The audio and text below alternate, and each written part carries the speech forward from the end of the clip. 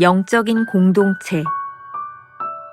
우리가 다 하나님의 아들을 믿는 것과 아는 일에 하나가 되어 온전한 사람을 이루어 그리스도의 장성한 분량이 충만한 데까지 이르리니. 에베소서 4장 13절. 회복이란 전 인류를 하나님께서 원래 계획하신 대로 하나님과 바른 관계 가운데 두는 것입니다. 이 회복을 위해 바로 예수 그리스도께서 구속을 이루신 것입니다. 교회는 더 이상 자신의 조직의 성장만을 바라는 그러한 영적 단체가 되기를 멈추어야 합니다. 예수 그리스도의 계획 속에서 인류의 회복은 우리 각자의 삶에서뿐 아니라 교회가 공동체로서 예수 그리스도를 이 땅에 구현해야 하는 것입니다. 예수 그리스도는 이 목적을 위해 사도를 보내시고 선생을 보내셨습니다. 그렇게 함으로써 교회가 공동체적으로 주님의 성품을 이 세상에 구현하도록 하신 것입니다. 우리는 각 개인의 영적인 삶을 개발하거나 영적인 휴가를 즐기기 위해 이 땅에 있는 것이 아닙니다. 다만 예수 그리스도의 몸이 세워질 수 있도록 예수 그리스도를 구현하기 위해 여기 있을 뿐입니다. 나는 지금 그리스도의 몸을 세우고 있습니까? 아니면 자신의 개발만을 중시하고 있습니까? 가장 중요한 것은 예수 그리스도와 인격적 관계를 갖는 것입니다. 내가 그분을 알고자 하여. 하나님의 계획을 수행하는 것은 그분께 완전히 헌신하는 것을 뜻합니다. 나 자신을 위해 무언가를 원할 때마다 그 관계는 어그러지게 됩니다. 예수 그리스도를 구현하는 데 관심이 없고 오직 그분이 나를 위해 무엇을 하셨는가만 관심이 있다면 이는 매우 부끄러운 일입니다. 제 목표는 제 자신의 기쁨과 평안도 아니고 하나님 당신입니다. 심지어 축복도 아니며 바로 당신, 나의 하나님이십니다. 나는 지금 이러한 기준으로 나의 삶을 평가합니까? 아니면 다른 무언가로 자신의 삶을 평가합니까? 오늘은 7월 12일 영적인 공동체라는 제목으로 말씀을 나누겠습니다. 첫 번째 주제, 더 큰 계획. 오늘로써 3일 동안 함께 나누었던 미니 시리즈가 끝나게 됩니다. 이미 두 번의 묵상을 통해 그리스도를 실현하는 삶을 위해서 영적 게으름을 제거해야 한다는 것과 또한 영적인 성도란 어떤 사람인지를 알았습니다. 오늘은 어떻게 영적인 공동체를 이루는지 묵상하게 될 것입니다.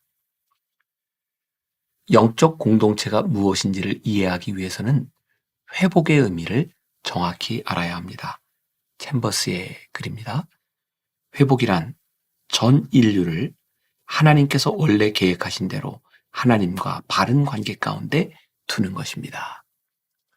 여기서 우리가 주목해야 하는 것은 회복이 한 개인에게 국한된 것이 아니라는 점입니다. 더 나아가서 인류를 구원하시려는 하나님의 계획은 교회 자체의 성장만을 위한 것도 아닙니다. 이는 예수 그리스도의 십자가가 분명하게 증거하고 있습니다. 우리가 잘 알고 있는 요한복음 3장 16절 하나님이 세상을 이처럼 사랑하사 라는 말씀을 기억해 보시기 바랍니다. 예수님이 이 땅에 오신 이유는 하나님이 세상을 사랑하셔서 구원하기를 원하시기 때문입니다. 교회 공동체와 신자들이 범하는 커다란 오류 가운데 하나는 하나님의 계획을 자신의 공동체 속에서만 실현하려고 하는 좁은 마음입니다. 하나님께서 이 땅에 교회를 세우시고 성도들을 부르신 이유는 교회가 이 세상에서 공동체의 모습으로 주님의 성품을 실현하기 위한 것입니다. 우리는 종종 개인적인 영적 생활이나 영적인 은둔을 즐기려고 하는 경향이 있습니다. 그러나 이런 행동은 이 세상에서 그리스도의 몸을 세워가는 데에는 도움이 되지 못합니다. 하나님께서는 부르시는 것에서 그치지 않고 우리가 살아가는 이 세상에 대한 책임도 물으실 것입니다. 이 세상을 사랑하신 하나님은 나와 교회를 넘어 더 큰 구원의 계획을 가지고 계십니다. 두 번째 주제, 그리스도와의 관계에서 시작. 여기서 우리는 진지하게 이런 질문을 가져야 합니다.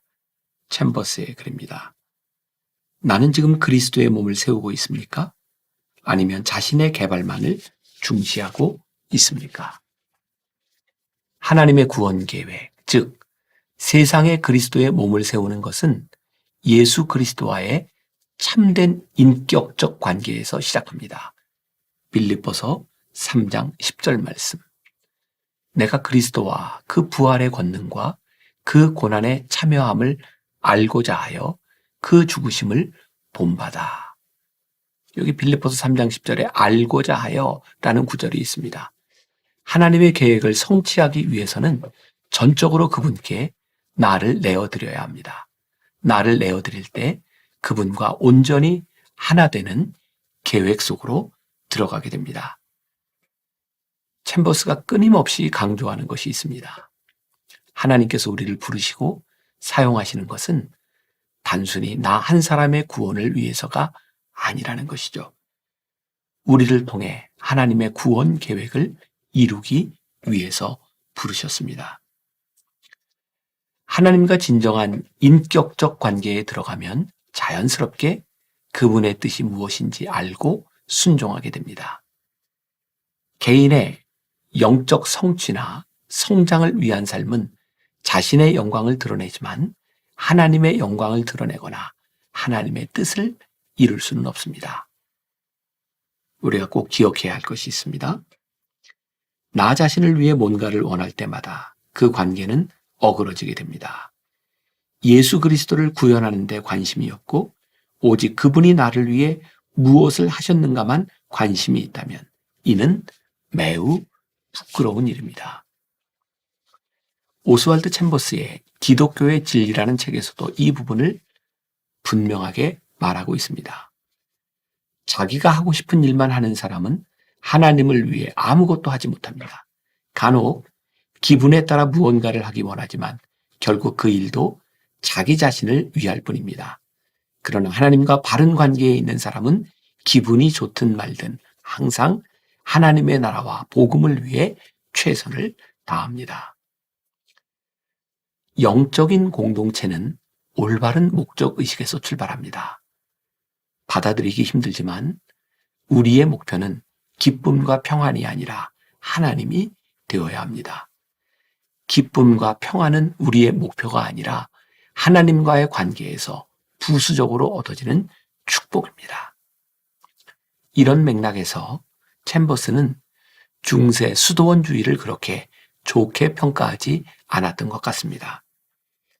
개인의 영성을 위해 스스로 고립된 삶이 과연 올바른 그리스도의 공동체를 이루는 방법일까요? 우리도 종종 이런 유혹에 빠지기 쉽습니다. 그러니 기억하십시오. 하나님이 부르신 성도, 영적인 공동체의 진정한 목적은 그리스도를 온전히 알므로써 시작하는 것입니다. 에베소서 4장 13절의 말씀입니다.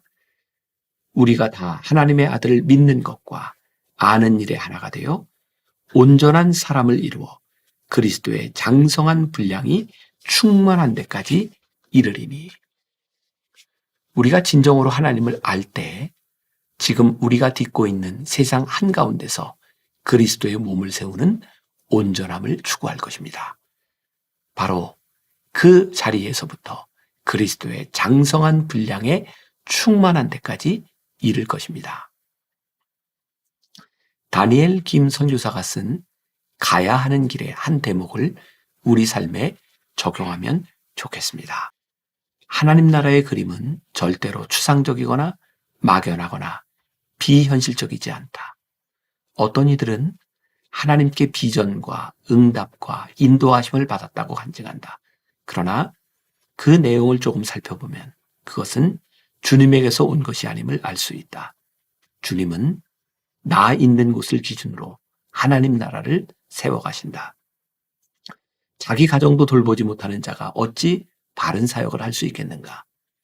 자기 부모를 공경하지 않는 자가 어찌 선교를 하겠는가? 신앙의 기본 기도 갖추지 못한 자가 어찌 쓰임 받을 수 있다고 생각하는가? 주님은 작은 일에 합격된 자에게 큰 일을 맡기시는 분이시다. 나에게 허락하신 환경, 나에게 보여주신 상황, 나에게 선물하신 조건이라는 범위로부터 하나님 나라의 그림이 시작된다는 사실을 기억하자. 하나님의 나라는 언제나 질서가 있다. 하나님의 방법은 관계를 중요하게 여긴다. 하나님의 경영은 하나님 자신의 영광을 위하여 진행된다. 그리고 하나님의 약속은 믿음의 눈으로 볼 수 있다. 기쁨과 평안은 우리의 목표가 아니라 하나님과의 관계에서 부수적으로 얻는 축복입니다. 오늘 하루 이런 질문을 가지고 지나봅시다. 영적인 공동체가 현실에 뿌리를 둔다면 현실 속에서 지금 내가 할 수 있는 영적인 일은 무엇일까요? 기도하겠습니다. 오늘 말씀을 통해 하나님께서는 우리가 영적인 공동체를 이루어 가기를 원하신다는 사실을 깨달았습니다. 나 자신 하나 잘하고 나 자신 하나 영적으로 살아가겠다고 하는 그런 소극적인 목표가 아니라 오늘 나와 관계를 맺고 있는 우리의 가족과 오늘 내가 살아가고 있는 이 세상과 이 직장과 모든 사람의 관계 속에서 하나님이 원하시는 일이 무엇이고 이 관계 속에서 어떻게 하나님의 영광이 드러나야 할지를 고민하며 그렇게 삶을 살아내는 주의 백성들이 되게 하여 주옵소서.